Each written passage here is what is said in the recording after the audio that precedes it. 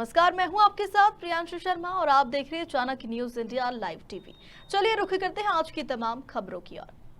रायबरेली उत्तर प्रदेश के मुख्यमंत्री योगी आदित्यनाथ के आदेश के बावजूद भी जिले में बैठे अधिकारी उस पर गंभीर नहीं दिखाई दे रहे। मुख्यमंत्री ने आदेश जारी करते हुए सख्त निर्देश दिए थे कि भूमाफिया प्रवृत्ति के लोगों की जगह सिर्फ जेल है, इनको चिन्हांकित कर इन पर कार्रवाई की जाए और इनको अपने सही ठिकाने कारागार भेजा जाए। लेकिन साठगांठ के खेल में रायबरेली अव्वल नंबर पर है, जिसका ताजा मामला अगर देखना हो तो रायबरेली के भदोखर थाना क्षेत्र के ग्राम सभा बेला बेला उत्तरपारा में देखा जा सकता है, जहां पर भूमाफियाओं की नजर अब शमशान की जमीन पर भी जा चुकी है।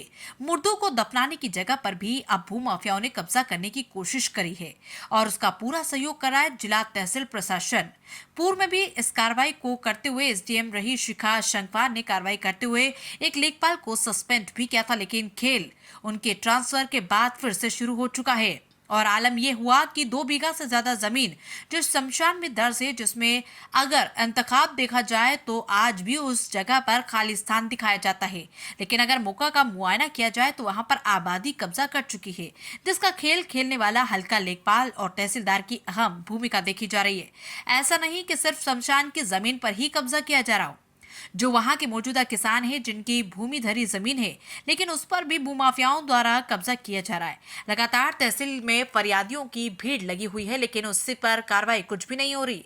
पूर्व में एक प्रधान की मदद करने का तहसीलदार का एक वीडियो भी वायरल हुआ था, जिसमें साफ तौर पर कहा जा रहा था कि जमीन प्रधान को दे दो, नहीं तो तुमको तो कुछ मिला ही नहीं है। ऐसे तहसीलदार आगर जिले में काबिज होंगे तो गरीब जनता को न्याय क्या मिल पाएगा।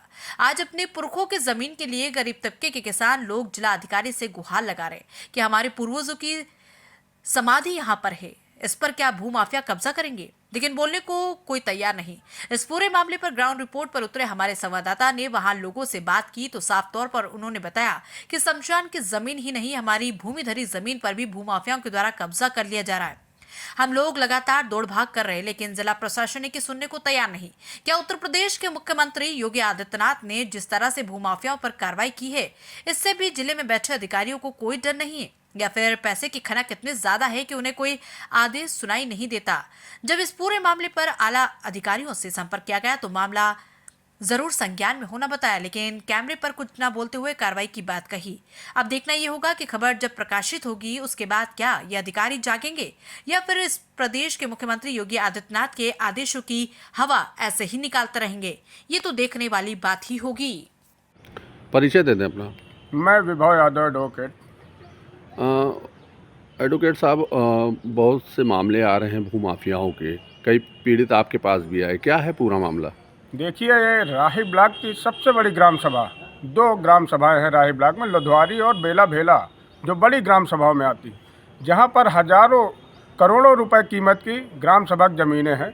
ये मामला है शमशान की भूमि का, जहां पर ग्राम सभा की ज़मीन जो शमशान के लिए सुरक्षित कर दी गई है, उस पर कुछ भूमाफियाओं द्वारा तहसील प्रशासन की मिली भगत से अवैध कब्जे की लगातार प्रयास किए जा रहे हैं। 4-5 दिनों से लगातार पीड़ित दर दर भटकने का काम कर रहे हैं ग्राम सभा बेला भेला के, लेकिन अधिकारियों के कानों पर जू रेंगने का नाम ही नहीं ले रहा है।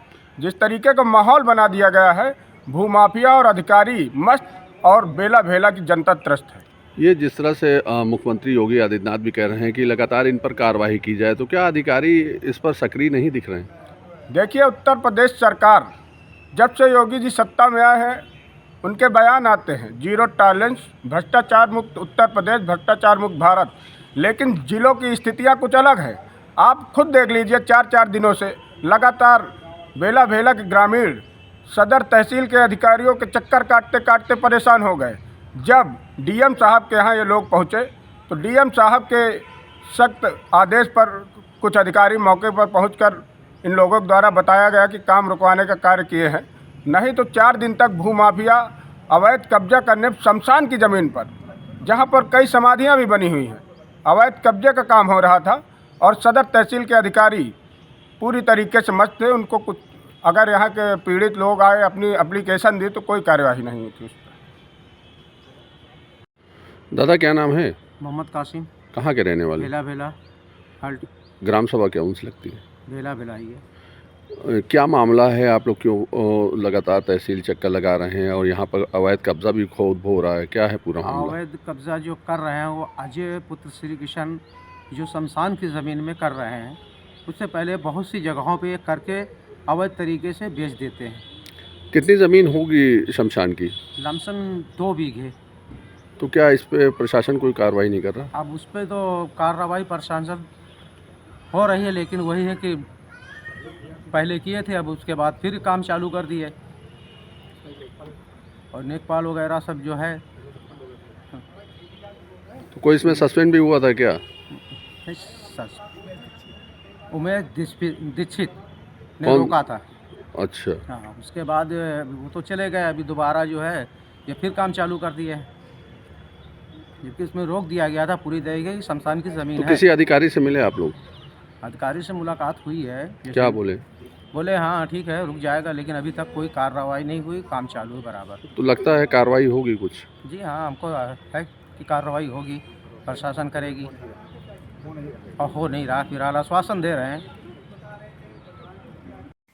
रायबरेली से शैलेंद्र मौर्य की रिपोर्ट।